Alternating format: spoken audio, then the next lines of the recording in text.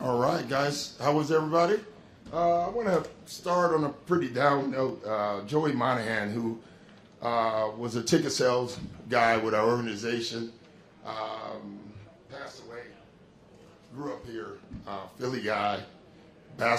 Played high school basketball. Just really good guy. Was 10 months ago. 10 weeks ago was diagnosed with cancer and passed. So just love to the family and everybody else. And on the season, I can't wait to get started. Love our group. Love what Daryl and Elton did this summer. I thought we addressed some areas of need. And so we're just looking forward to get going. We're deep, just like our team. So. All right, we'll go to questions. Will has a microphone. Got a microphone over here. Kyle Lubeck, start us off. Well, Kyle Newbeck from Philly Voice. Sorry to be the buzzkill right out the gate, but you guys just sent us a press release on PJ Tucker. So I guess, what was the timing on when did he get the procedure on his knee, and what was the arthroscopic procedure for? Yeah, late summer, 10-minute procedure. He's already back on the court. We're excited for what he can do. Not anticipating any complications or setbacks.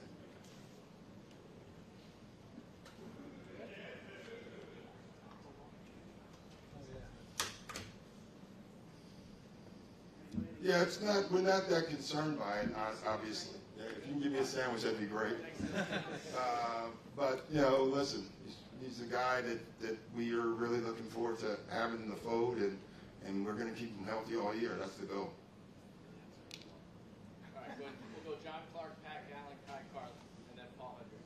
Doc, with PJ and his age, he may not think he's 37, but you obviously want to have him for the playoffs at full strength. Yeah. What are you going to do during the season to watch minutes or things like that to make sure he is delivered to the playoffs? Our team will tell me more than I would tell him. Obviously, my eyes will be the judge of it as well.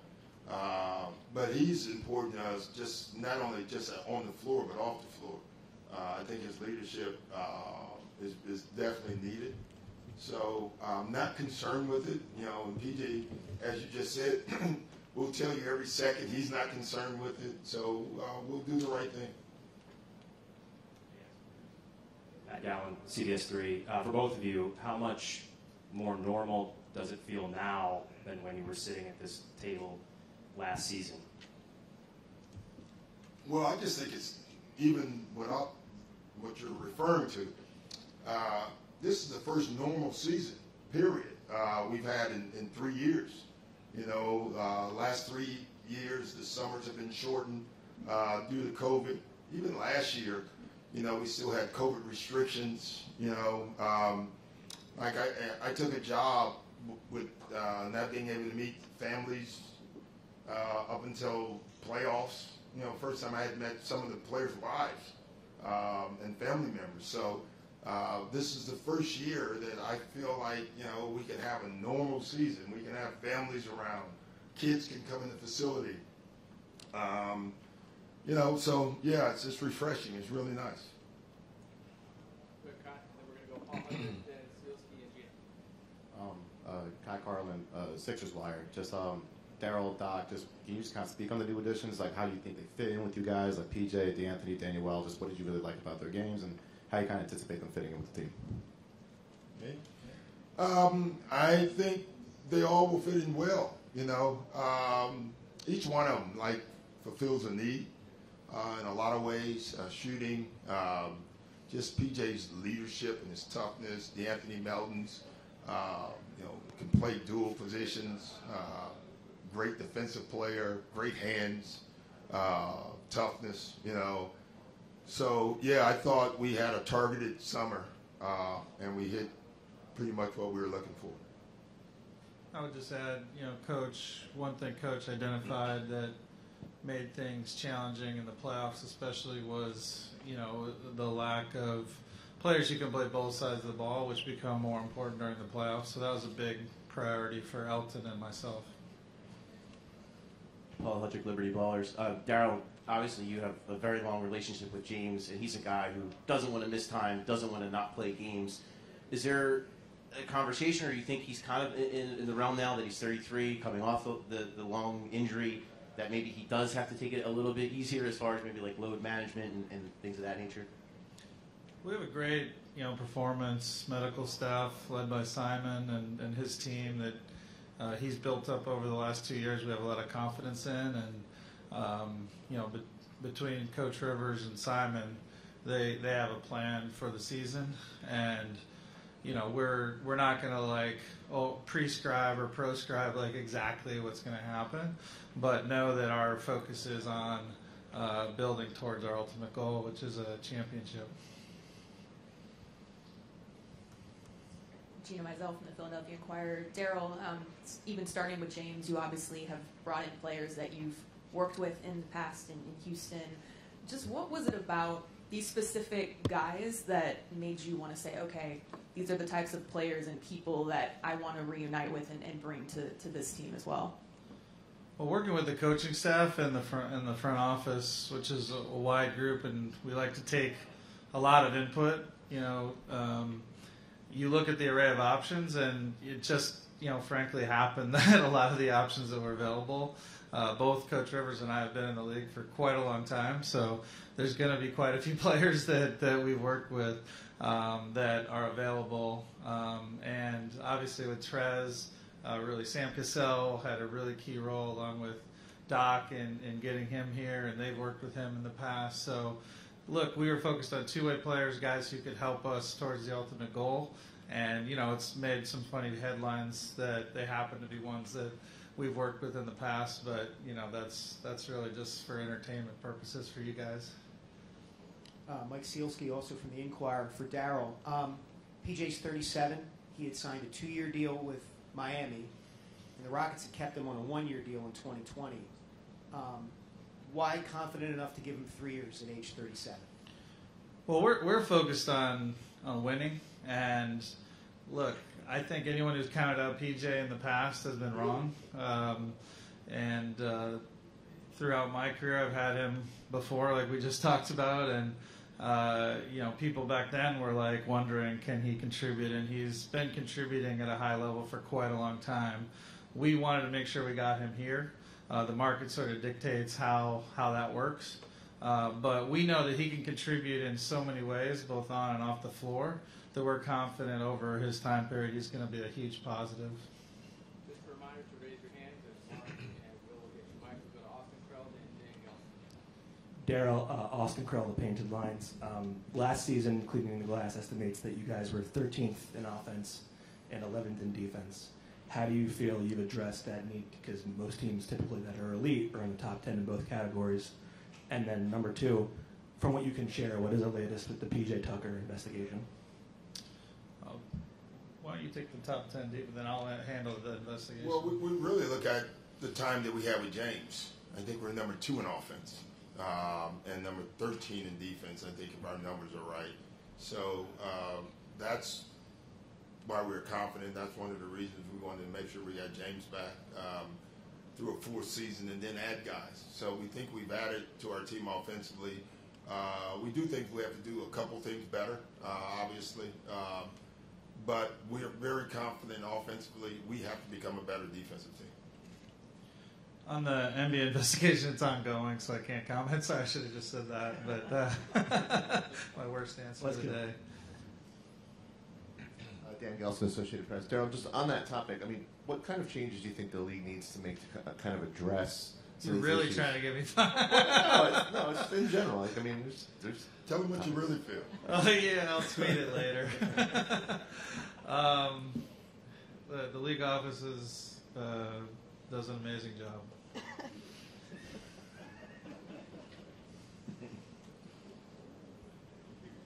Noah Levick, NBC Sports Philadelphia. Daryl mentioned you won in Montrez here. Just what are your expectations for him, and how do you see the backup center spot overall heading into the season? Yeah, well, this is the first year we don't have a 7-footer, as a backup. We had Dwight and Drum, but we have a collection of guys. With PJ, Paul Reed, Trez, we feel very comfortable in that row. And, obviously with PJ's age and Joel with his size, and we want to make sure he's healthy. We want to do a better job on the games that some of those guys don't play.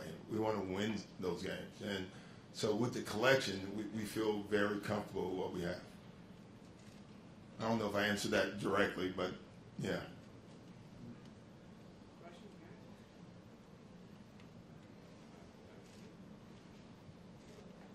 For either one of you guys, I'd cheat myself from the Inquirer again. Just Joel and James both coming back. Joel healthy, James also with the hamstring. Just what have you guys observed in these weeks leading up to camp that, as far as how they're looking and sort of being able to go? They've had a great summer, both of them, all of our guys. Spent time together, not just those two. The entire team spent time together this summer. I think we had 15 of our 16 guys playing in the gym in the middle of the summer in LA on their own. So a lot of good things happened. James put in just a ton of work this summer. So, yeah, we're very happy where everybody is right now. I appreciate Furkan came up with a way to work on his toughness in the offseason.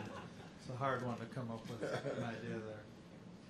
We're going to go Pat, Mike, Howard, and then guys in the back of us. For both of you, does this, to you, with the collection of talent you have, feel like a championship or bust type scenario?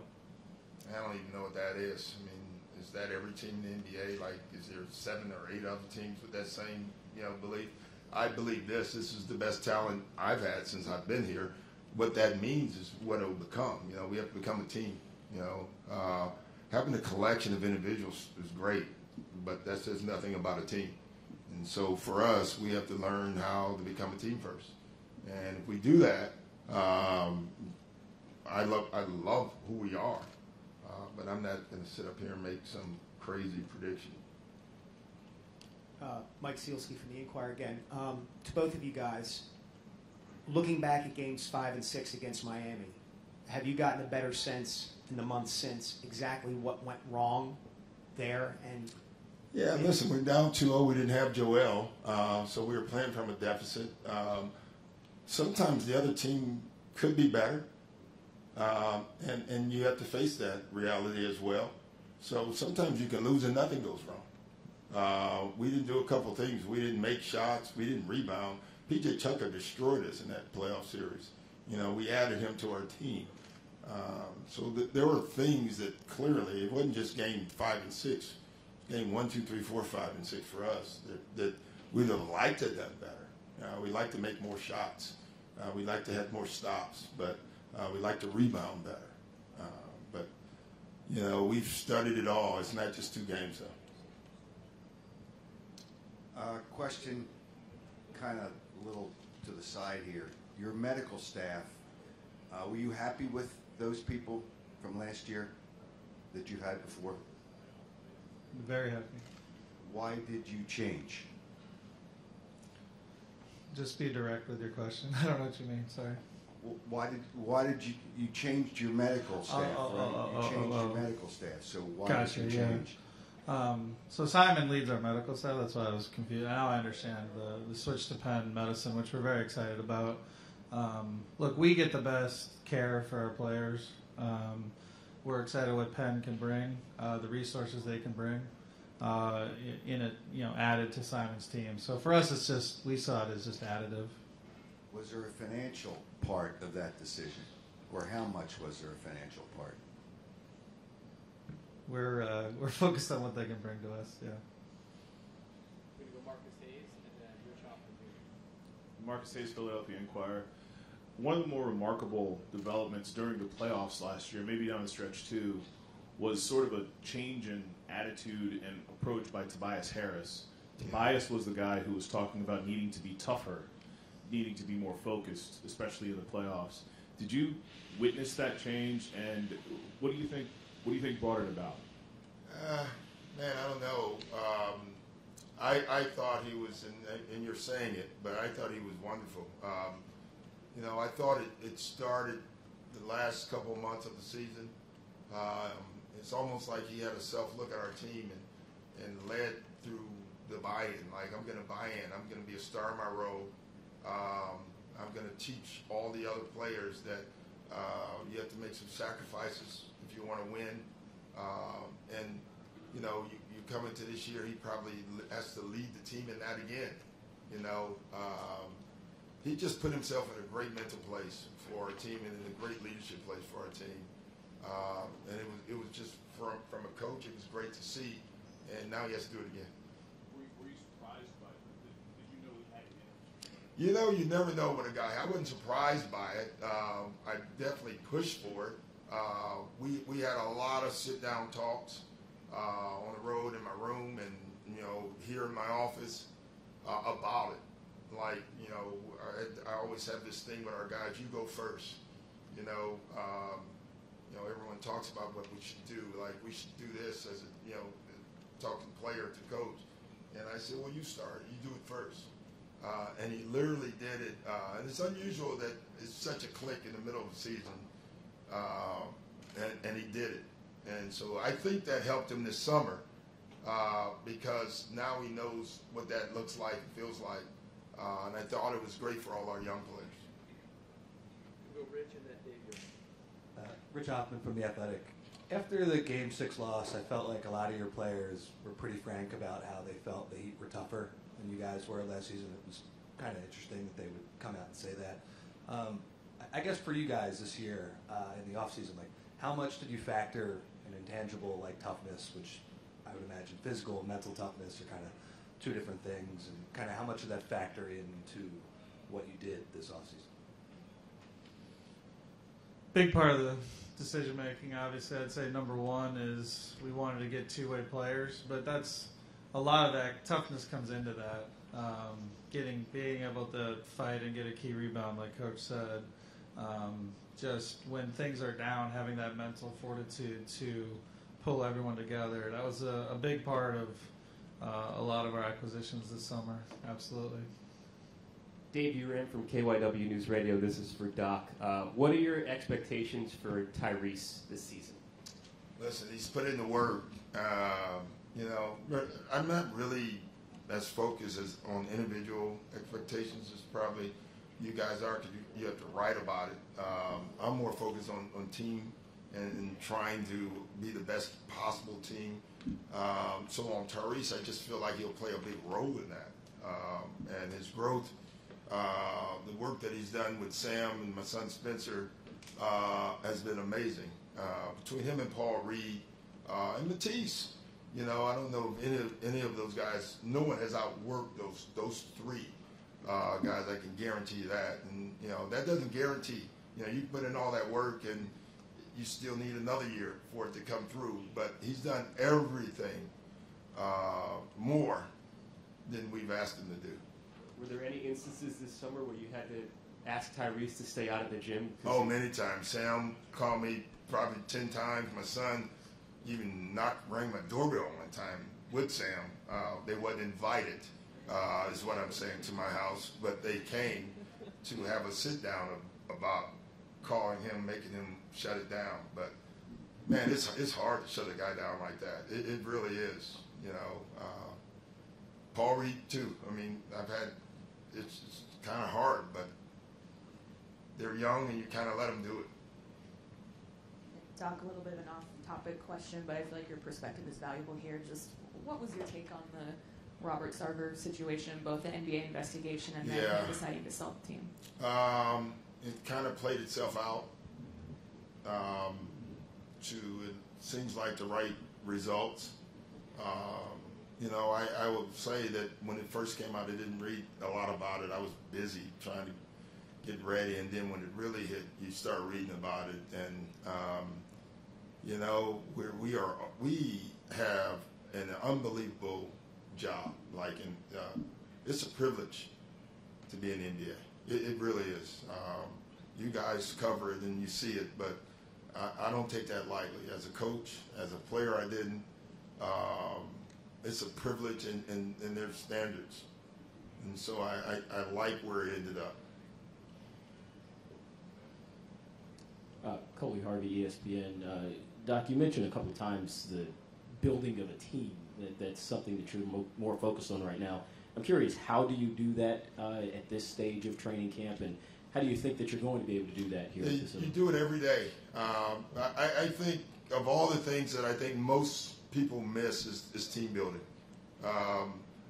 Every team. I mean, you watch Golden State; they're a bought-in basketball team. Every team that has won a title, I've been fortunate enough to coach a team that has won a title. I've been in the finals, and you don't get that deep unless it's 100% bought in. You have no chance in this league if you're not. If you think you're just going to do it with talent in this league, you're nuts. And so the players who decide to do that right are the teams who win. And the teams that don't, they're not going to win. It's just 100%. That is it. You can look at all the stats, and that's 100% every year. And you visually, if you watch, you can literally see it. So that's going to be a big part of us. Time for a couple more. I was just we're excited to be going away for training camp because we really think it helps coach and the players focus on just doing that team building 24/7 as we move into the season. Sam DiGiovanni, Clutch Points. Where are you guys at with contract extension talks with Matisse Thybulle? How far do you guys expect him to be on the team, and how it was reported that he's been working very hard, and obviously Doug, you just said it. How excited are you guys for him this upcoming season? I've never met Clutch Points, so I'm excited to have you here. I always see the headlines. I would say that the talks between any player and us on contract we keep between us and the agent and the player. So.